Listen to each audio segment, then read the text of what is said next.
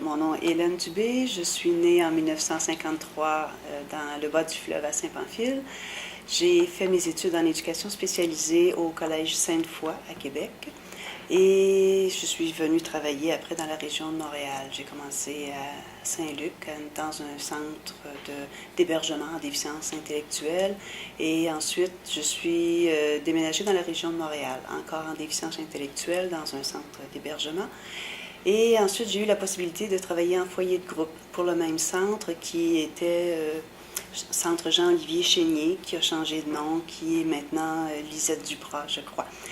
Alors, dans cette institution-là, j'ai travaillé en foyer de groupe, ce qui m'a donné le goût de ce type de travail. Alors, quand Marie-Enfant a ouvert son foyer de groupe de réadaptation, j'ai fait application et j'ai été engagée comme éducatrice à temps partiel. Alors, c'était un foyer de groupe, c'était une maison indépendante de l'hôpital Marie-Enfant qui avait été construite spécifiquement pour permettre à des jeunes adultes de faire une démarche d'autonomie, pour éventuellement avoir une vie autonome dans la société.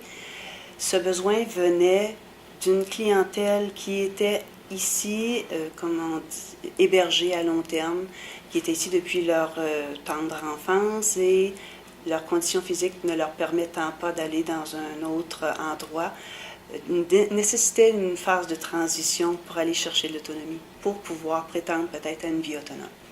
Alors, le foyer de groupe a été construit dans ce but-là, et c'est en avril 86 qu'elle a accueilli ses premiers résidents. On a commencé avec 6 résidents, ça a monté jusqu'à 8. Il y avait de la place pour 8 jeunes, garçons ou filles, qui venaient vraiment chercher une autonomie parce que tout le monde, il y avait quelques-uns qui étaient ici au 2e ou au 3e étage. Donc, ils étaient comme très institutionnalisés. Tous leurs besoins de base étaient couverts par les gens des soins infirmiers et les préposés. Et en fait, ils avaient très peu d'habilité sociale à l'extérieur de l'hôpital. Ils sortaient avec les éducatrices et préposés, allaient faire des sorties, des genres de camps, dans des camps de vacances ou des petits voyages, mais c'était toujours entouré d'une équipe multidisciplinaire. Donc, ils ne pouvaient pas prétendre rester ici jusqu'à 50 ans. Donc, à ce moment-là, ils sont venus, peut-être la moitié de nos premiers jeunes venaient de Marie-Enfant. Et c'était vraiment d'apprivoiser chaque geste de la vie quotidienne, les activités de base. Se lever, se laver, se vêtir, se nourrir. Et un coup, que ça, c'était, parallèlement à ça, on développait les loisirs. Avoir un loisir en dehors de la bâtisse, en dehors de la supervision du personnel, éventuellement apprendre à prendre le transport adapté de façon autonome, ceci tout en poursuivant leurs études. Ce sont des jeunes qui, en majorité, étaient au secondaire, quelques-uns étaient de niveau cégep, alors ils continuaient leur scolarité durant le jour. Le soir et les fins de semaine, apprenaient à vivre en appartement. Donc, on travaillait sur tous les plans en même temps. C'était des fois, ça pouvait être des activités d'autonomie très, très de base qu'ils n'avaient pas acquis parce que tout le monde y pourvoyait sans se poser la question. Alors, suite à ça, se sont ajoutés des jeunes qui venaient de leur famille. C'était la clientèle toujours de Marie-Enfant qui venait des divers programmes, soit des maladies neuromusculaires ou déficit moteur cérébral. Et il pouvait aussi avoir des jeunes du programme, à l'origine, ça s'appelait le programme traumatisme crânio-cérébral ou crânien, en tout cas.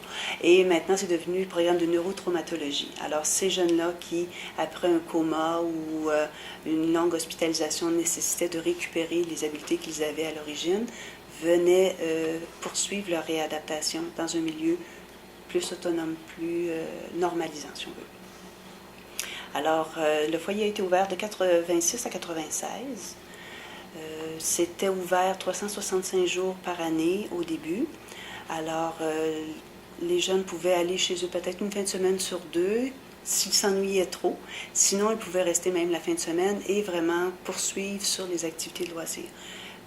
La fin de semaine s'y prêtait mieux pour aller voir des spectacles, aller voir des activités sportives ou des choses du genre. Sinon, ils pouvaient quand même aller voir leur famille une fin de semaine, mais on leur demandait vraiment une grande implication. C'était du 7 jours semaine à peu près et du 24 heures par jour.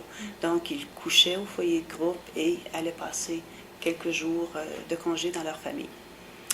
Éventuellement, la mission a un peu évolué. On a été comme un peu victime de notre succès. Les jeunes étant tellement bien au foyer de groupe et découvraient un univers différent, découvraient une certaine forme de liberté qu'ils étaient capables d'appréhender et d'utiliser. Alors, ils ne voulaient plus partir. Ils restaient peut-être un peu trop au foyer de groupe, ce qui fait que les familles ont un peu perdu le contact avec les enfants et il y a eu un petit peu de désinvestissement. Donc, à un moment donné, pour éviter que les jeunes soient complètement coupés de leur famille, on a demandé à ce que, à toutes les 2 fins de semaine, les jeunes aillent obligatoirement dans leur famille, parce qu'on avait vécu le problème inverse. Donc, ça a un peu évolué, mais grosso modo, on était ouvert tout le temps. Noël, jour de l'an, s'il y avait besoin, si les jeunes n'étaient pas dans leur famille, il y avait quelqu'un pour les voir. Certains pouvaient venir pour une évaluation ou pour un test.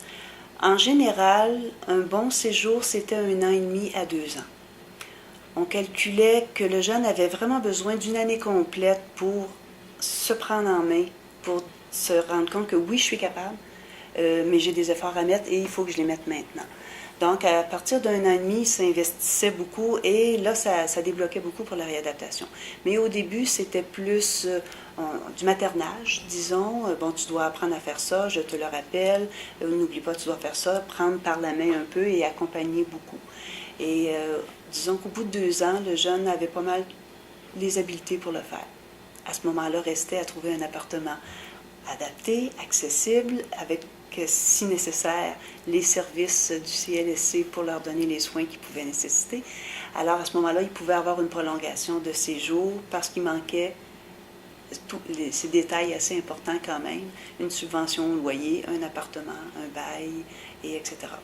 Les enfants, rendus là, étaient devenus des adultes, avaient souvent l'allocation du bien-être social, donc ils pouvaient avoir accès à plusieurs programmes qui leur donnaient l'accès à l'appartement. Mais des fois, l'appartement n'était pas complètement adapté à leurs besoins, alors il fallait adapter le logement, ce qui donnait un autre délai, architecte, les constructions et compagnie.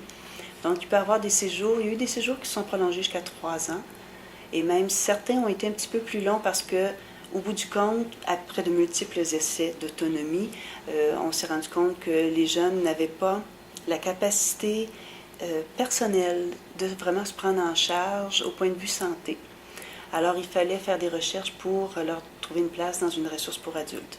Donc, c'était un centre ça pouvait être un CHSLD, un centre hospitalier de soins longue durée, ou un centre, pas nécessairement pour personnes âgées, mais pour adultes à tout le moins. Alors, il fallait attendre une place, ce qui pouvait prolonger. Par contre, certains, on en a eu qui avaient jusqu'à 14 ans, qui voulaient faire cette démarche en autonomie-là, mais en sachant ce que ça impliquait comme demande énorme pour un jeune, à 14 ans, leur donner la possibilité de venir faire comme un séjour de 3 mois, un test, voire une sorte de stage, où nous, on évaluait, où le jeune avait vraiment démontré son désir de devenir autonome, et alors, au bout de 3 mois, on réévaluait. On arrête cela, ou on continue un autre 3 mois avec d'autres objectifs. Et à la fin, quand on pensait que tout était correct, on faisait une dernière rencontre avec les parents, on faisait les objectifs et on faisait une recommandation pour une autre ressource. Éducateur et auxiliaire familial. On n'avait aucune personne des soins infirmiers. Les jeunes qui voulaient venir au foyer de groupe devaient être, comme on dit, pas autonomes, mais stables médicalement et être capables de prendre eux-mêmes leurs médicaments si nécessaire, mais ils ne devaient pas nécessiter des soins en inhalothérapie ou des injections ou des traitements vraiment spécifiques aux soins infirmiers. Donc, ça pouvait le limiter, mais en général, il y avait quand même une bonne clientèle qui pouvait venir. Leurs conditions médicales étaient stables, leur santé était stable. Il y avait des limitations physiques et il fallait composer avec ça et leur donner des trucs pour se débrouiller même avec ces limitations-là.